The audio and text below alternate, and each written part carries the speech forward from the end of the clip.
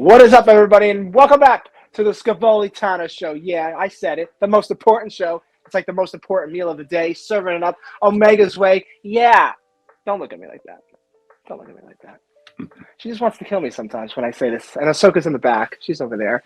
But welcome back to the Scavoli Tana Show, guys. We have two very special, amazing, awesome artists. I all started that with A, because that's how amazing they are. See what I did there? See what I did? I'm so talented. I really am.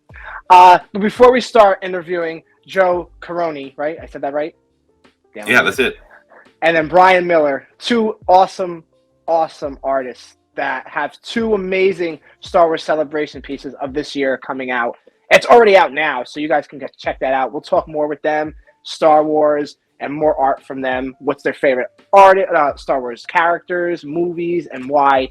But before we start this amazing interview with two amazing people, please subscribe down below to the YouTube channel, The Scavoli Tana Show, for more fun unboxings, reactions, breakdowns, sexiness, awesomeness, Omeganess, Groguness, and all that fun Star Wars Jessiness. Yeah! So how are you guys? How are you, Joe? How are you, Brian? Doing good, thanks. Thanks for having me on. Yeah, very good. Glad to be here today. Anytime, guys. Anytime you want to talk with me, you got it. You're invited. Anytime. I'm calling now. I'm calling now. So, Brian, I will start with you, my friend. I see your art in the back, and I know that is yours. Your Vader piece. I can't see the other two, but I see your Vader piece. What got you into creating art? What was your first Star Wars piece that you ever created? Oh, wow. That's a good question. Well, I've been working in comic books for a long time, and especially working with Joe on a lot of projects. And he was kind enough to introduce me to an art director who was working with Lucasfilm on some projects. And that art director contacted me and said, "Hey, we have this like Star Wars art event coming up. Come up with a concept and I'll put it in front of Lucasfilm and we'll see what they say." So I created this like propaganda inspired artwork with AT-ATs on the Battle of Hoth, and I turned it in, and he was pretty jazzed for it. But I know the initial feedback from Lucasfilm, they were like, "Yeah, this is cool. We're not sure what the fans will think, but this is pretty cool." And I'm like, "Hey, it's I know superheroes and I love Star Wars, but fitting in with the art of Star Wars was a different thing." So they're like, "Well, I think it was like a pre-sale thing, so it was almost like Celebration in a way, where there was like a 1 week or a 2 week sales window." And they said, "Well, we'll see how it does." And it was like either day 2 or day 4, this art director calls me up. He's like, "Your piece is completely sold out." It's like, it's sold out in 4 days. And so after that, Lucasfilm was like, "Oh, okay, I guess people dig what you're doing, so just keep doing it." And so luckily the fans kind of spoke, and that opened up that door so that I could just continue to create in the world of Star Wars after that. Oh, that's awesome. Star Wars fans are very vocal. Very vocal what they want. Vocal and supportive, right? I mean, loyal Definitely. And supportive. Even now with the new Star Wars Celebration piece, I think Joe and I could both attest to this, that, our reach is only, it's limited, right? How many people we can reach with our social media platforms. But when our fans champion us and they go out and they share it and they tag other people, they tag their friends, "Hey, you want to check this out?" We see that, and that it really touches our hearts, because, we're just, struggling artists trying to survive. And when the fans help introduce us to even more people, that it's really exciting. Joe introduced me to you, Brian. So see, now I'm a fan of yours. See how that works? That's what I do. I connect people. Now, Joe, the same question for you. What was your first ever Star Wars piece? Well, if we're not counting my childhood when I was about 4 years old drawing Star Wars characters, I'd say my first official Star Wars illustration work came in way back in 96, and I think the book came out in 1997. So I started in 96 illustrating for some Star Wars role-playing game books. And the Star Wars role-playing game back then was produced by West End Games. So it's basically, it's the same concept like Dungeons and Dragons and, tabletop gaming, except it was Star Wars. And Lucasfilm published these books based on Star Wars. And this is mid-90s, just like right before the special editions were coming out. So about a year before then, actually. So the Star Wars hype train, it kind of like it had died off and it hadn't really come back around yet. So I kind of got into Star Wars right at the perfect time, and maybe not a year. It was about 6 months later or so. Maybe the movies were re-released, the original trilogy, and because I was doing this artwork in these books, and the movies made Star Wars popular again, and then I was keeping busy illustrating these gaming books and then gaming magazines that went with them, and these which that led to doing artwork for Star Wars Insider magazine, which I illustrated for them for about, oh gosh, maybe 15 years off and on. So yeah, that was my earliest work, was back in 1996 or 97 for the Star Wars role-playing game. And it was a lot of black and white illustrations, which then I ended up doing some color work on the next book. And then I was doing some paintings and all kinds of, and then digital, my very first digital work too. So yeah, that's going way back, but that's when I started. Oh, wow. So let me get your age now. Hold on. Okay. 1996. All right. I can't do the math right now, but I'll get to that after. I saw Star Wars when I was barely 4 years old when it came out. So. Oh, wow. So you were a fan from the beginning. Oh yeah. I mean, Star Wars is why I became an artist. So Star Wars was my introduction to film. Basically, it was the first movie I saw in the theater that I vividly remember. And then Star Wars also introduced me to comic books. My very first comic books I ever owned were Star Wars comics, which were the movie adaptation from Marvel Comics. And then of course Star Wars introduced me to toys. I mean, like, some of my earliest toys were Star Wars toys, that were like, action figures, so so Star Wars really hit me at that perfect age where my imagination was just starting to take off.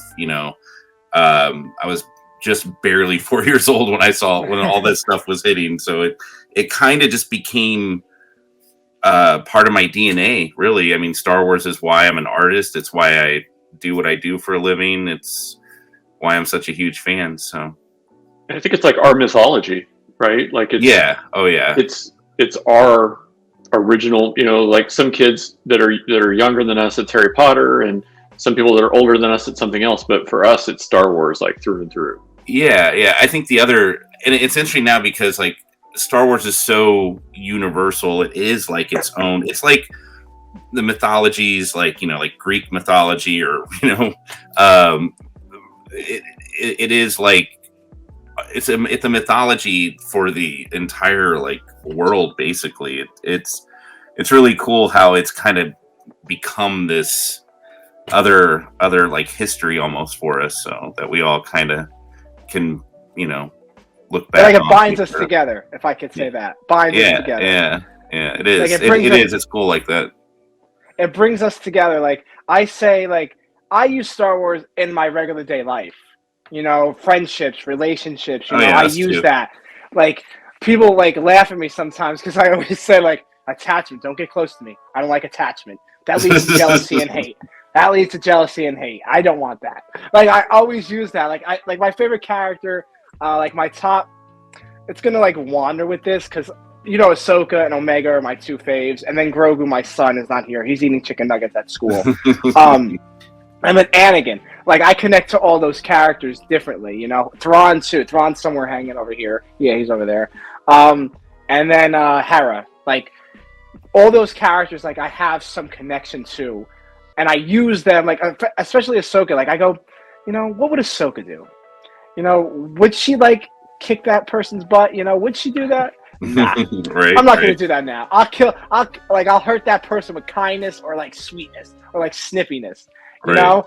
So I think that's what like binds Star Wars fans together, that they can connect to these characters and they can use Star Wars. Because Star Wars to me, like Marvel, it's realistic Marvel, but Marvel, you got superpowers, Star Wars, you have a lightsaber and the Force. Like the Force you might not have. The lightsaber I can buy, but it's what the knowledge of Star Wars is. You know what I think? I was going to bring this up too, because like when Brian referenced that Star Wars is sort of like our new mythology for for an entire generation or generations now. I mean, it's over 40 years old. But it's interesting because I was going to mention, like, Marvel is also, like, because we're comic book guys too, and Marvel is really important to Brian and I. And Brian has made a career working in the comic book industry. So Marvel is also, it's interesting because now that, not that it's replaced Star Wars, at least not with me, but it's another mythology that it's been around for like 80 years now, these Marvel comics. So, and now, but because of the films and all the multimedia, it's become another mythology that I think, along with Star Wars, fans can definitely, cherish and look at and be inspired by. Yeah, like that's the most important thing. It's like the generation. Like, I'm not that old, so like it's my generation. Even the kids coming up now, like, they look up to so many characters. They look up to Rey, Ahsoka. All the girl characters they do look up to, and that's important for the new generation coming in, like Luke Skywalker. That's good to look up to those people. But my next question for you two is: you guys are partners in crime. Anywhere Joe is, Brian is. So I really want to know, how did you guys meet, get together, make some Star Wars art? Such good friends. Brian, I'm going to start with your story because I know Joe will have a different story. So again, I work in comic books, and a mutual friend of ours, Justin Chung, invited me out to Mid-Ohio Con. And this is the days when computer monitors were still CRTs, and I had to lug like a monitor and a computer and everything up there and do my panel on how to digital color comic books. And then after the panel, I got to go out and meet all the other artists and creators at the show. And one of the people that Justin introduced me to was Joe Corroney. And there sat Joe at his table, and he had all of his amazing Star Wars art there, and we met. So then I'll let Joe pick it up from there and tell the story of how we eventually got to work together. So yeah, it's interesting because Brian and I actually met about 10 years before we started working together. Like you said, our mutual friend introduced us at a Comic-Con in Columbus, Ohio, and Brian and I and Justin, we all hit it off as really good friends. And then about 10 years later, I was working on some Star Wars projects, and I was just I was really overwhelmed because I was doing some comic books, and I was doing Star Wars art, and I was doing probably some other freelance illustration for another publisher.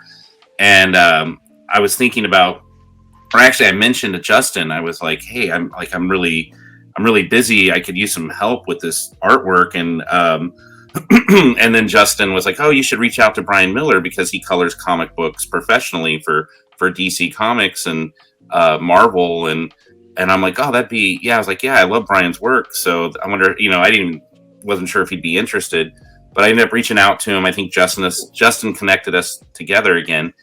And then, before we knew it, Brian and I were working on one of our first Star Wars illustrations together. And actually, my memory used to be it was like 2005.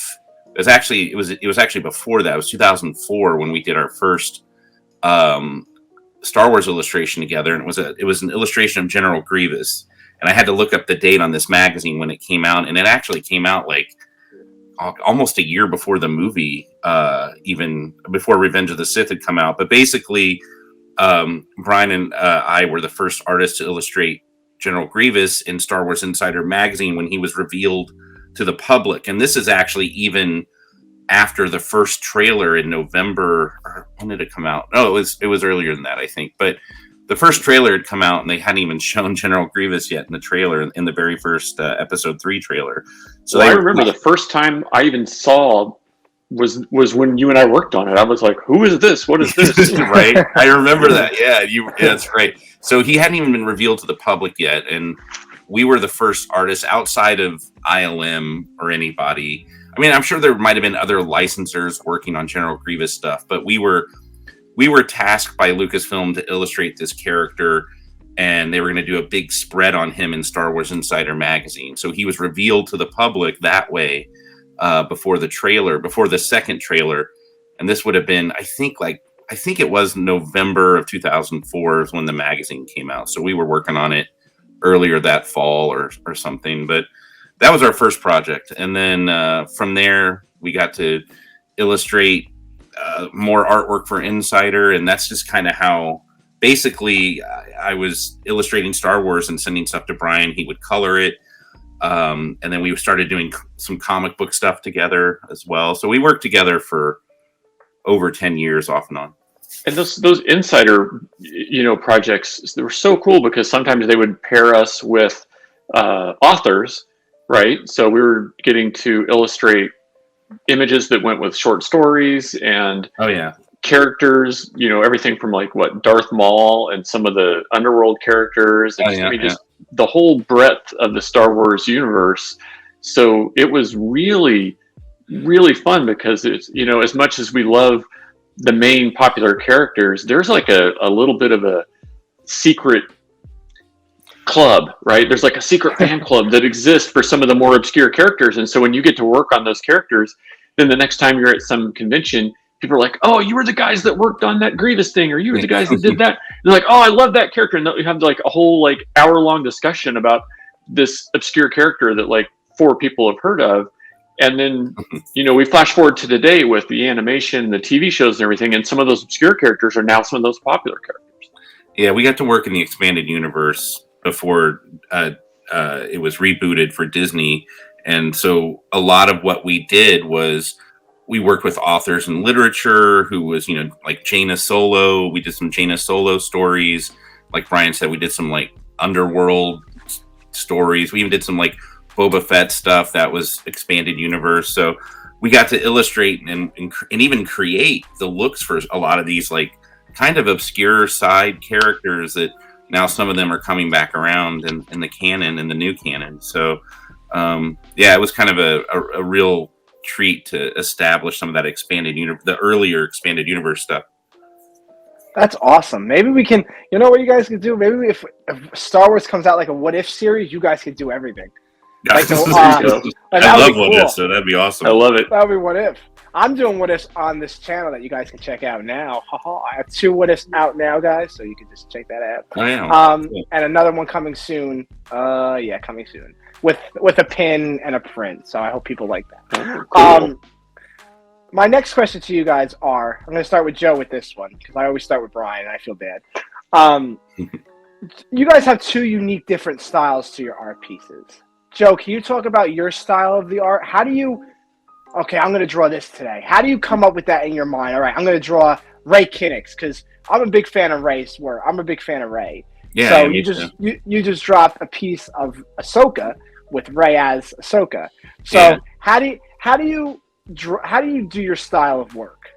Well, I kind of over the years I developed my style in different directions, and I can work in different styles. I think that's part of what it makes me, but also it keeps things interesting for me as an artist. So when Brian and I were working together, in our earlier Star Wars work and in all of our comic book work we've done, with him, I definitely developed a realistic style with his coloring that was it had its one foot in sort of comic book graphic art, and then the other foot was in, realism and sort of a cinematic feel with my art.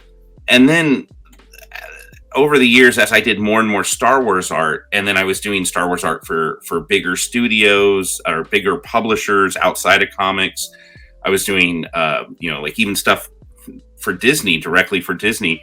There's kind of a desire to see more realism in artwork and illustration when you're developing Star Wars art for a bigger licensor or a major studio. So I always was pushing my artwork towards realism anyway, even in my earlier work, which kind of had a comic book feel. So as I went on, I just kept pushing for more of a cinematic feel in my Star Wars art, because for me, Star Wars always starts and ends with the films, and the films are what, that's how Star Wars kicked off. And now it's animation, and I love all the Star Wars animated shows. There's, the live action series on TV, but even, all of that stuff is still cinematic. but I just always tried to push my style because Star Wars is cinema, and people respond to that cinematic feel and that realism. That's what I respond to as a fan as well. Even though I love, like I said, the animated series, but my style is just more realistic, so I push it towards that cinematic feeling so when people look at my artwork, they feel like they're watching a Star Wars movie or a Star Wars live action show.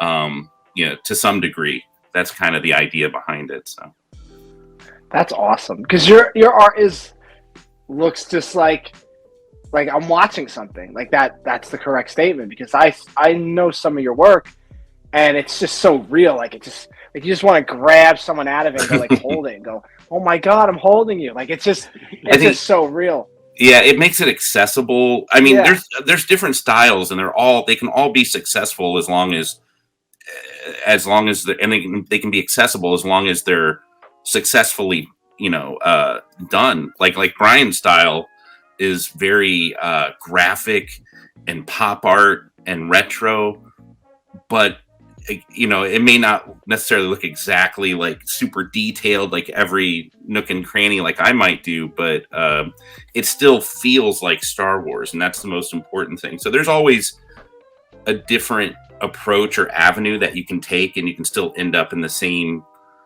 result. So I'll let Brian should probably talk about his stuff. Well, yeah, I think one of the things I love about Star Wars and Lucasfilm is that over the years they've really been great about being open to many voices, right? Many representations of the characters. And so as much as I admire, Ralph McQuarrie's art or Drew Struzan's art or Joe Corroney's art, I know that those styles are.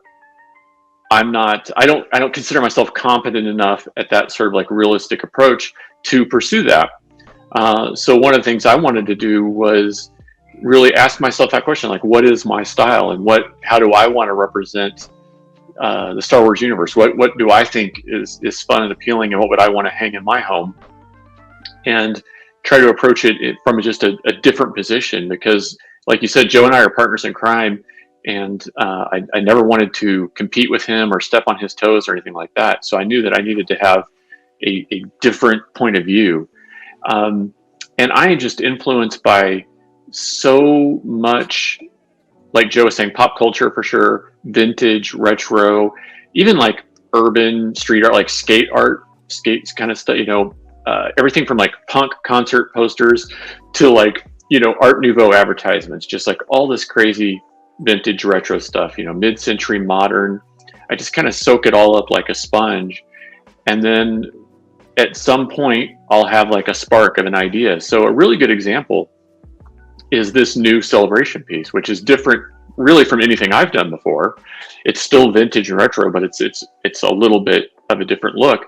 And that was inspired by a Date Night at Disneyland illustration originally created by a Disney Imagineer.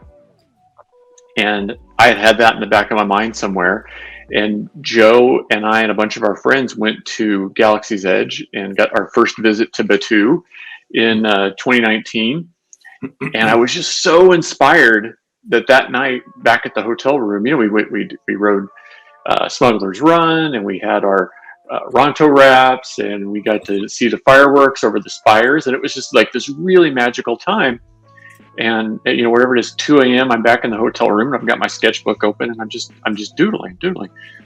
And one of the doodles I did was like that Date Night at Disneyland just popped in my mind, and so I was kind of like, oh, what if it was like Date Night at Black Spire Outpost? And I didn't even know how it would work. I just knew like, oh, that could be a fun connection. And so I just had it in my sketchbook. And over the years, I would remember it or forget about it, or it would come and go. And then when it was time for Celebration, I had turned in my pieces to Lucasfilm. And I kind of get that email that happens once in a while. We're like, these are good, but what else do you have? Like, do you have anything else kicking around? Which I know kind of means they're like, okay, we like your stuff, but do you have some fresh idea? And I was like, well, I have this crazy thing in my sketchbook. And so they said, well, can you work it up for us? So I made like a quick grayscale concept. and sent that off to Lucasfilm. And I like immediately within like minutes get this email back and they're like, yes, this is the one. You are going to make this for Celebration. So I was like, okay, now I have to do it, right? So I have to figure out like, okay, how do I pay homage to this other illustration, from this Disney Imagineer, because I want it to pay homage to him and be complimentary and not take away from what that person had done. But I also want it to feel like it's the Star Wars universe, right? Because inside of Star Wars, Black Spire Outpost and Batuu, that's canon. That's a real place. The Millennium Falcon is a real thing. And so I want to do this like mashup thing where people who see it need to be in on it and go, oh, hey, that's related to Disney. That's really fun. I get that.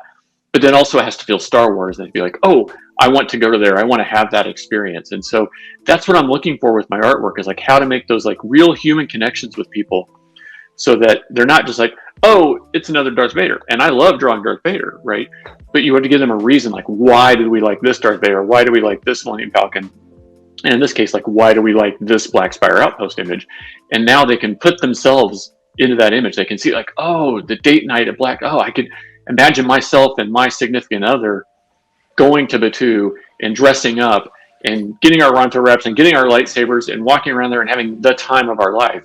And hopefully that's the feeling that's conveyed when people see the artwork. Well done. Well done. That's all I can say. Thank you. Now, back to what you guys were saying about your celebration pieces. You both have 2 celebration pieces that are out now on darkink.com. You guys can go get them. They're open till May 16th. That's 5 days from now.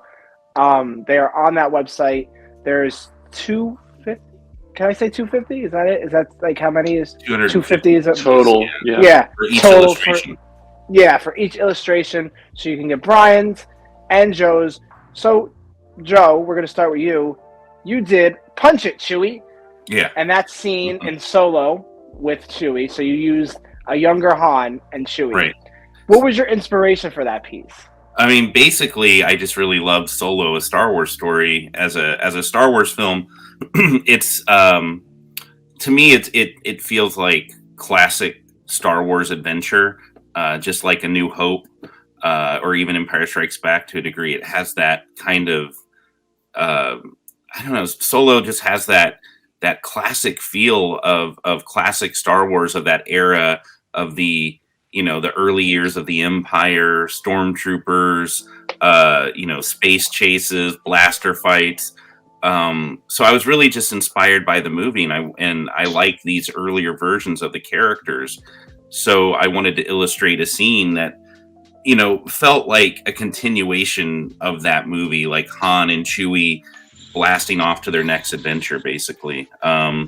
So that's what my illustration is. It's Han. It's young Han Solo, a younger Chewbacca, in the as seen in Solo in the cockpit of the Millennium Falcon, blasting off into hyperspace. So it was just a very fun kind of, I tried to make it a dramatic looking action scene. Even though it's kind of a pinup piece, I do kind of draw on my roots as a comic book artist who I've drawn hundreds of comic book covers, and the emphasis is always on action and dramatic perspective, and just I kept it basic, but I tried to imbue all of everything I learned as a comic book artist or an illustrator. I try to put all of that into the illustration.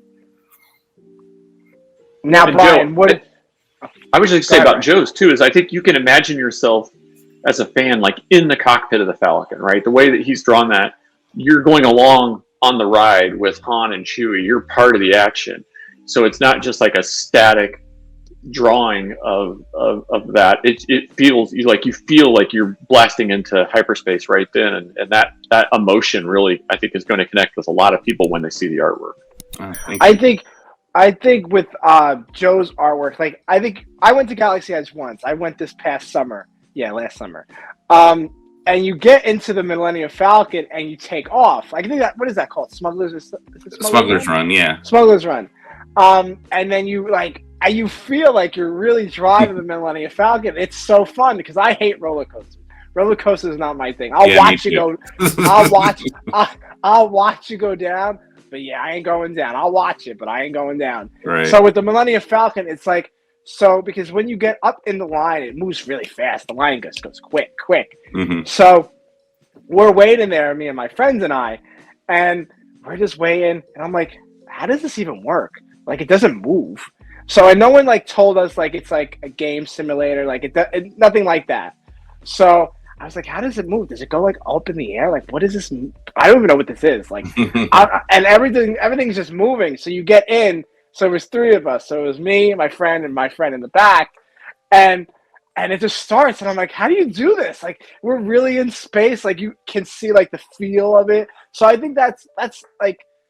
And going back to Joe's piece, the Punch It Chewy, like you feel like you're in that ride, like you're in the Millennium Falcon, ready to take off on your next journey. That's why, like, I like your piece so much, Joe, because I feel like I'm Han, or my friends are Han, or you're Han, or Brian's Han, and I'm in the back shooting somehow. You know, like it's just that kind of piece. Like you feel that piece, you feel Han and Chewie taking off on your next adventure. Like punch it, let's go, punch it, Chewie, like hit it.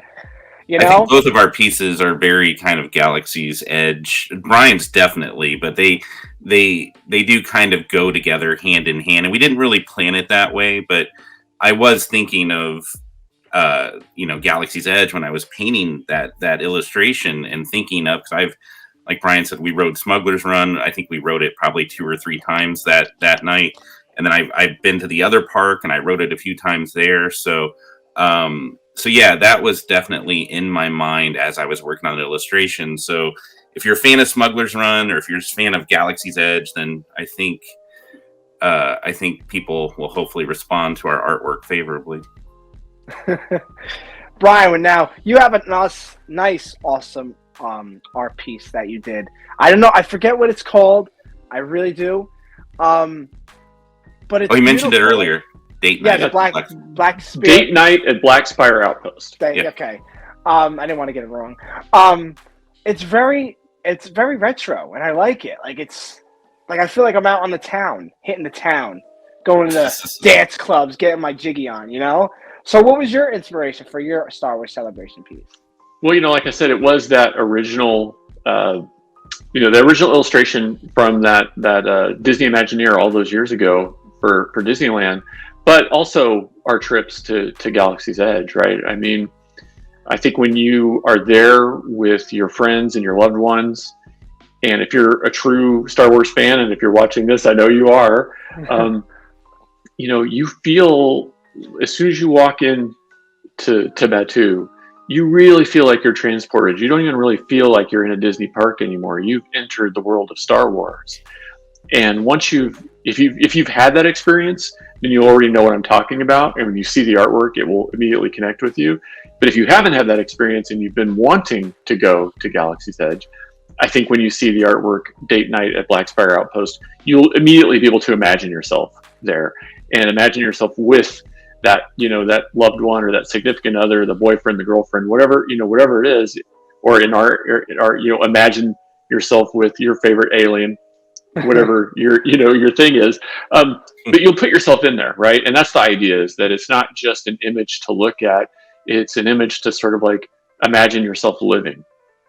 And hopefully, when people see it, they'll have that special connection and they'll want to show it to their significant other. I mean, I saw on like Facebook where people are tagging each other, and it's usually like a husband or a wife or boyfriends or whatever, and they're like, oh, you have to see this, we have to get this thing, because as a couple they want to buy it and own it together and put it in their home.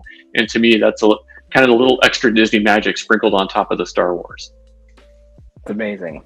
It's a day. I'm hitting the town later, so I might just get Ahsoka or Baby Yoda or Grogu all together and just put our arms around each other and start walking down the street. There you go. Go to the outpost. I'm not from Florida, so I only have to go visit Florida. I live in Jersey. So my next question to you both is, now we're going to have some fiery questions. You guys ready for these Star Wars fiery questions? Okay, let's do it. Yeah. I'm going to start with Joe first. I'm Joe. Mm-hmm. Top 3 favorite Star Wars characters and why? Darth Vader, Boba Fett, and Ahsoka Tano are my top 3, I would say.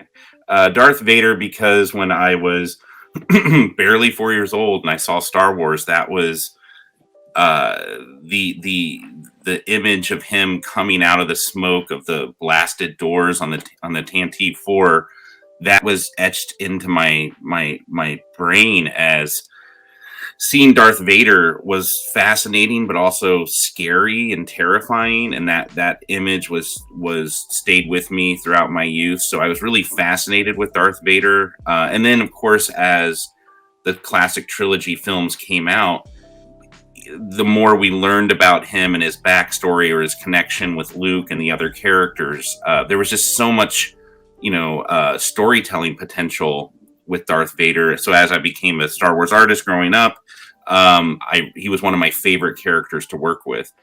Same with Boba Fett. Before Attack of the Clones came out and George really demystified Boba Fett, prior to that, Boba Fett was this, 20 years in between trilogies almost.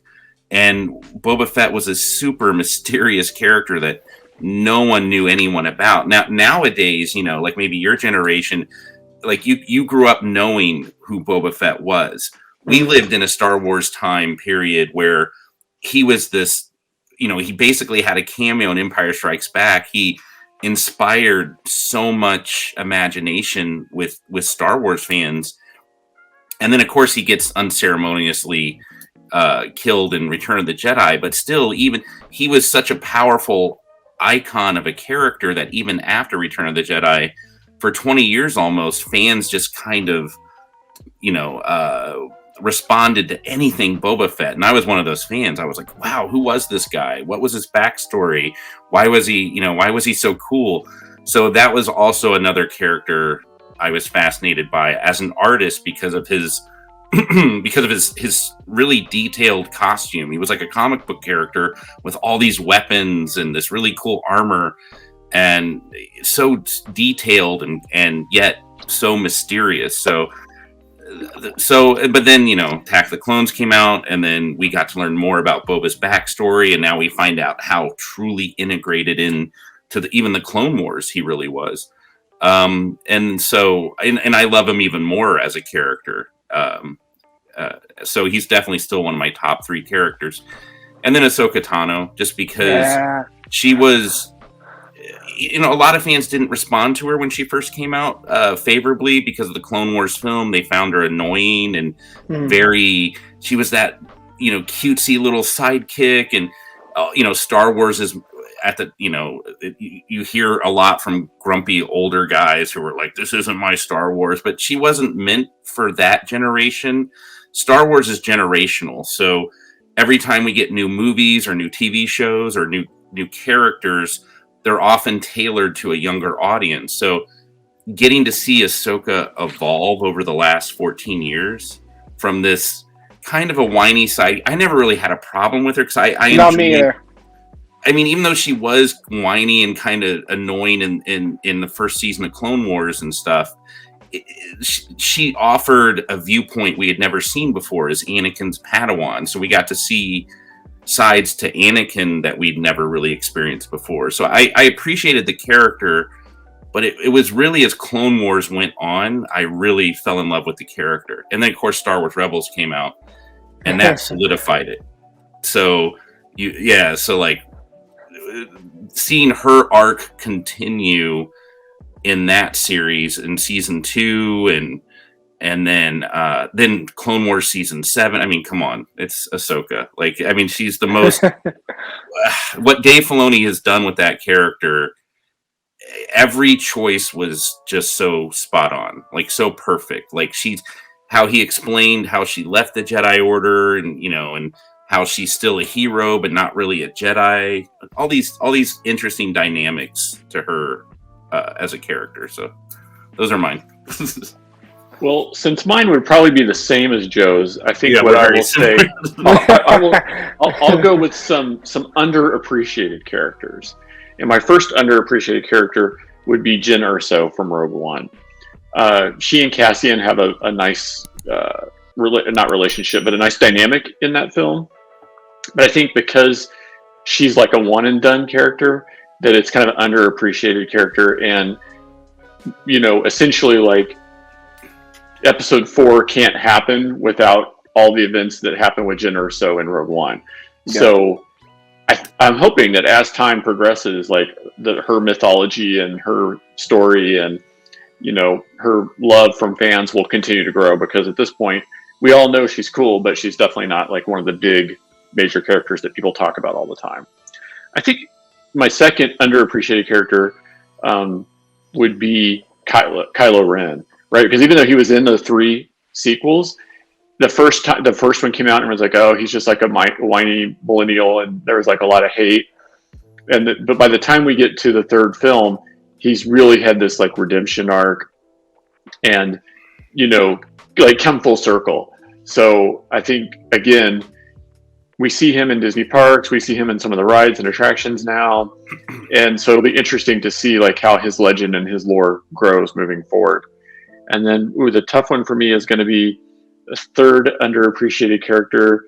It's probably going to be Darth Maul, just because he got eliminated so fast, and you have to wonder like if Darth Maul had been like a consistent villain through like all 3 prequels, would he be equal to like a Boba Fett or equal to like a Vader in some way, but they did with Clone Wars for sure. I mean, it was not like prequels, but after we got to see. That's what I'm saying. We got him in Clone Wars. We sort of got a hint at the end of like Solo, but then nothing happened. So, it'd be nice to see his story rebooted or continued or something, now in this sort of like modern time. So it'd be cool to see what could happen with those. So while not my 3 absolute favorite characters, I think those are 3 that are maybe either underappreciated or we could explore their stories even more. Yeah, they're solid choices. I mean, what they did with Maul in Clone Wars and Rebels, I think they really did him justice. But yeah, I would love to see more live action Maul, just to see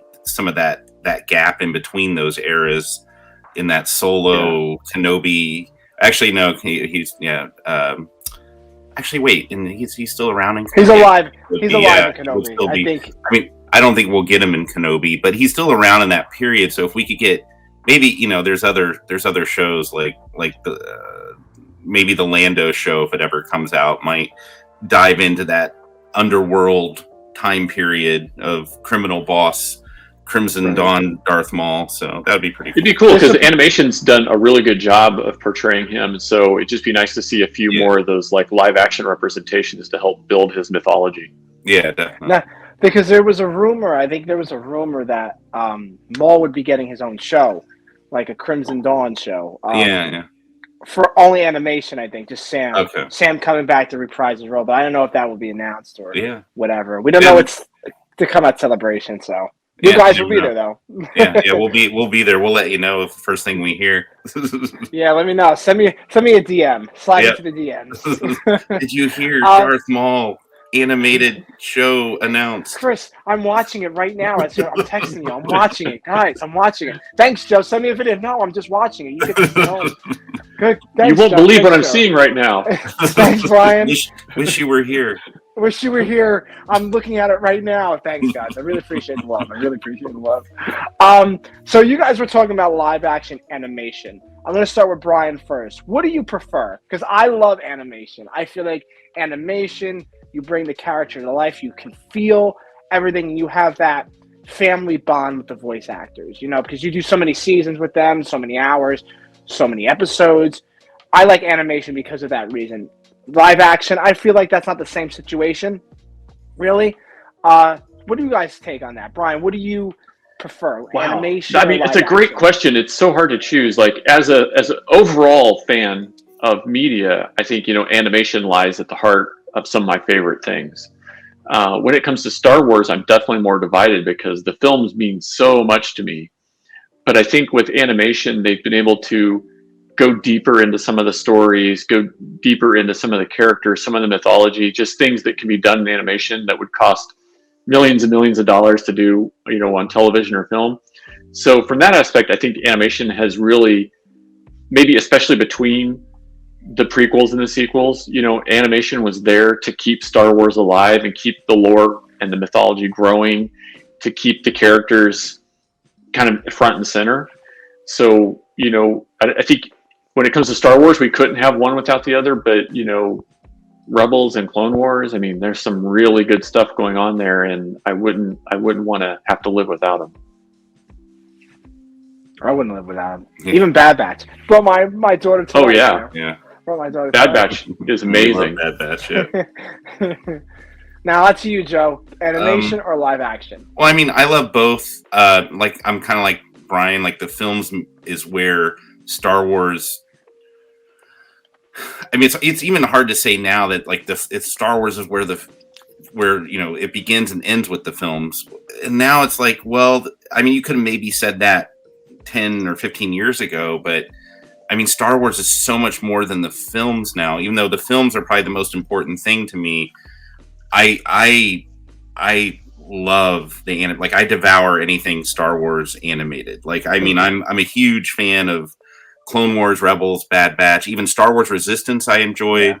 Yeah. So, and Brian too, I know he was a fan of that show. So we're all, we love the animation, and I think George was really smart because with the prequels, we got to see the start of the Clone Wars and then the end of the Clone Wars, but we never really in live action, we didn't really get to see what happened in between the actual 3 years of Clone Wars. And what he did with Dave Filoni and develop the Clone Wars to basically give even more appreciation for the prequels. I mean, everyone was hard on the prequels when they came out, and you know, rightly so. There's some things that are not necessarily perfect about them. I mean, I love the prequels too, but you know, there were some issues with maybe like some of the acting or some of the, I mean, you could pick apart Star Wars films for whatever reason, but what the Clone Wars did was give the prequels even more weight, and they fleshed out that mythology even further. So as a fan of, you know, Star Wars, I mean, I can't imagine it without the Clone Wars. Like, it's so, and even Rebels, which is basically just part of that mythology, so ingrained into Star Wars with those characters, especially when you have characters like Rex and Ahsoka Tano cross over from Clone Wars into Rebels. It's just, I can't imagine Rebels, you know, I can't imagine Star Wars without Rebels either. So they're so integral to the story. So, and I tell fans this all the time. I'm like, because I go to a lot of Comic Cons and stuff, I'm like, if you're not a fan of the animated series, you're not getting the full Star Wars story. Mm-hmm. Because there's so much now that, like, even with, you know, the live action shows on Disney Plus with The Mandalorian and Book of Boba Fett, and I think even with Kenobi, we're gonna get some of those animated callbacks and those tie-ins that will further flesh out, you know, not even just the live action series, but also add weight to the cartoons. So yeah, I mean, the cartoons are not only are they important to the Star Wars mythology, they're super amazing. They're fun to watch. They're so well done.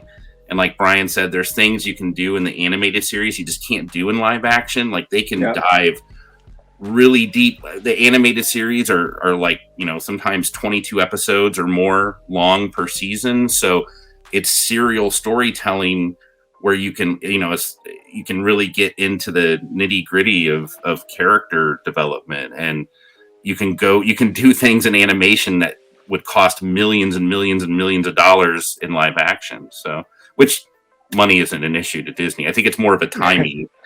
I think with the live action, it takes longer to do some of that stuff. With the animation, they can maybe spend that money and be more timely and efficient with it. But yeah, definitely animated series are very, very important. At least to us. Love my animation. My animation. So my final question to you guys is, your favorite art piece you've ever done. It could not be out now. You don't have to say it's like years to come, next year, after Celebration. But what is your favorite Star Wars? No, it doesn't have to be Star Wars. Any piece you've done that meant a lot to you, you treasure it forever, It's your favorite piece. You can't get over how awesome it is. Brian, you may go. Well, for me, I'm going to have to say the Star Wars art that Mattel turned into Hot Wheels cars, because the little kid in me still can't believe that it happened and then it's real. And it's just something I never even dreamed of. I mean, is one dream come true to get to work in the Star Wars universe, but then another when those Star Wars Hot Wheels cars were released. So it was a series of 5 cars, and the cars and the packaging all have my artwork on it. And, it's just, I don't know. I'm tickled pink just thinking about it right now. So it'll always be the thing that lights up my eyes anytime I talk about it. Joe, your favorite piece? Oh my God, that's so hard, because there are some pieces that I really cherish personally for different reasons, and then there are some pieces that fans really responded well to that I like as well. And then usually whatever the newest thing that I've created tends to be my favorite, just because it's the thing I'm most proud of.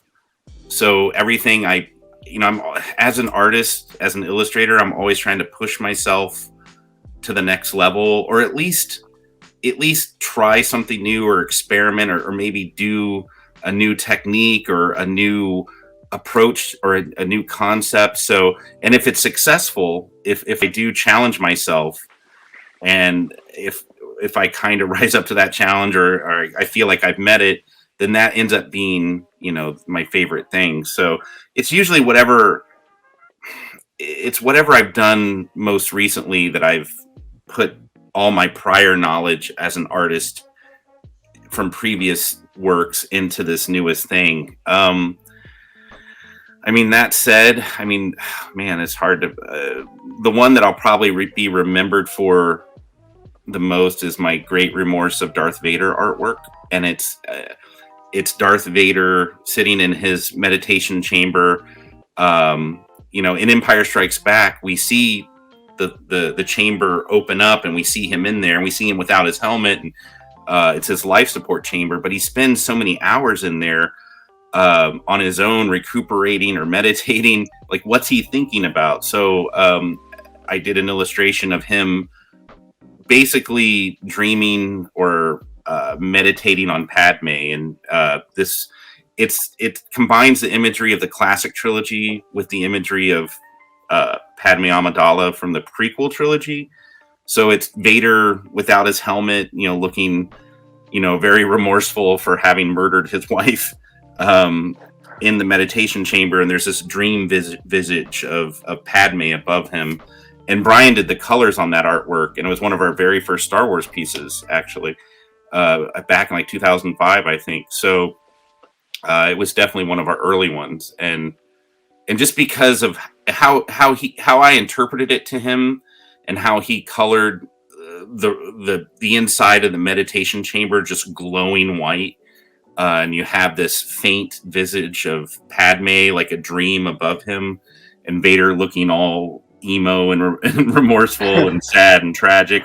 It's just, there's something just tragically romantic about the art, and with Brian's colors, it ended up just being a super popular piece. So whenever I go to Comic Cons or Star Wars Celebration, that's the one that people always talk about. Like, oh, I love that art. Or, it's one of those pieces that'll definitely outlive me forever and ever. So don't worry. When you go, Joe, I'll treasure it forever. Don't worry. I'll tell all awesome. You carry on the legacy. I'll carry on the legacy. That's all. Brian's legacy too. Don't worry, Brian. I'll carry on your legacy. Don't worry about his legacy. Just focus on my legacy. Oh, I see how it is. Now, guys, before we go, tell everybody, Brian, we'll start with you. Where can everybody find you on social media? And like I said before in the previous couple minutes ago, you'll be at Celebration all days. Will you be there? Yeah, so I will be at Star Wars Celebration all days. I will be in the Acme Art Show area, where I'll have a table. People can, if you pre-order your Star Wars Celebration exclusives, You could show up there, pick it up, bring it over, get an autograph. If it's not completely sold out, we might still have a few at Celebration, so definitely stop by and say hi. If you've got other stuff from the past you want signed, or you just want to stop by and talk, I'll be there. But definitely hit up Dark Ink Art and get those pre-orders. That way you don't have to wait in long lines. And then on social media, you can find me at Octopolis everywhere. Oh, that's dark. That was deep. That was deep, Joe. Yeah. No, Brian. Joe, now on to you. You'll be there all days just like Brian? So, yep. So I'll have my own booth at the event. It's booth 2311. So if you come to Star Wars Celebration and you're at the Hasbro booth and you look across the aisle at the Funko booth, you'll see my booth right in between right there. So I'm going to be right on the corner of like Hasbro and Funko. So you should be able to find me. But yeah, I'll be there all 4 days, and I'll be promoting my new Punch It Chewy artwork for which we talked about earlier, which is my Star Wars Celebration exclusive. Fans can actually buy it there at the Acme Archives Art Show, which is where Brian will be seated at with all his artwork. So I'll be sending people Brian's way to hopefully pick up some more of my pieces if they like the artwork and want to buy it.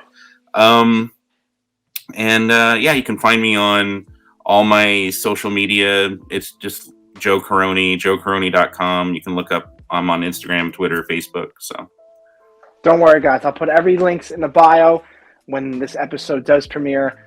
All Brian's links, all Joe's links will be in the bio. But before we all go, one more question before we head out. Upcoming projects for both of you. Brian, we'll start with you. Well, I don't know that I can talk about too much. Darkness. So I'll just say that I'm working on a variety of things, as always, in comic books and pop culture. And if you're following me on social media, when I'm allowed to talk about them, I will give sneak previews and reveals and all that kind of stuff. Joe? I do have. I guess I can probably say I have a Star Wars poster coming out for Comic-Con in San Diego. So San Diego Comic-Con, if anybody watching goes to that, it's the big, huge Comic-Con in California every July. So I can't say what the poster is, but I will have a new Star Wars poster from Lucasfilm at Comic-Con. And if you're a fan of Stranger Things, I've got a Stranger Things poster coming out for the new season, which I did with Netflix. So that'll be a nice little promotional tie-in when that season, the new season of Stranger Things launches. And then working on something for Marvel, and then a few other things I probably can't really mention. I think I do have some Star Wars sketch cards coming out for a bounty hunter set, so that might come out here shortly. So from Topps. So, but other than that, yeah, that's kind of what's going on. Oh wow, lots to come for you guys. I'm so excited. Yeah, I'm cheesing right now. If you can see, we're just like so awesome. But thank you, Joe. Thank you, Brian, for coming on the show to talk with me. You two are an amazing duo. It's like I said, it's a partner in crime duo. You know, if Brian does something bad, Joe's going down with them. You know, that's it. That's it. Usually what happens. Yeah, that's right. I'm taking you with me. Yep. Thank you guys so much for coming on. You guys are an amazing talent to the world of Star Wars. Thank you so much for talking to me. I hope you guys come on the show again, just not even for an interview, just for like breakdowns. I do breakdowns on the show of like all the Star Wars shows and stuff like that. So please come back. Thank you guys so much for joining us on the Scapolitano Show, guys. Be sure to subscribe down below to the YouTube channel, the Scapolitano Show, for all awesome Star Warsness. I'm not going to repeat myself, you know. Too tired of that. But be kind to one another, guys, and may the Force be with you both always.